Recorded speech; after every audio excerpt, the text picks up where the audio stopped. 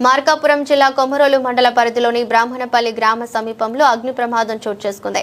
రైతుకు చెందిన పత్తి పంట పూర్తిగా కాలిపోయింది. ఘటనలో రైతుకు సుమారు 50,000 నష్టం వాటిల్లినట్లు తెలుస్తుంది. గ్రామానికి చెందిన గుంటూరు సంజీవయ్య తన పొలంలో 3 ఎకరాలు మొక్కజొన్న, 1 ఎకరంలో పత్తి సాగు చేస్తున్నారు.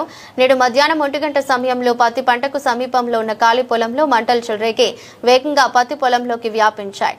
అయితే అక్కడికి చేరుకుని నీటి సహాయంతో మంటలను అదుపు చేసే ప్రయత్నం చేశారు. అయితే మంటలు తీవ్రంగా వ్యాపించడంతో అదుపులోకి రాలేదు. గ్రామస్తులు యువకులు కలిసి అతి కష్టం మీద మంటలను అదుపులోకి తెచ్చారు.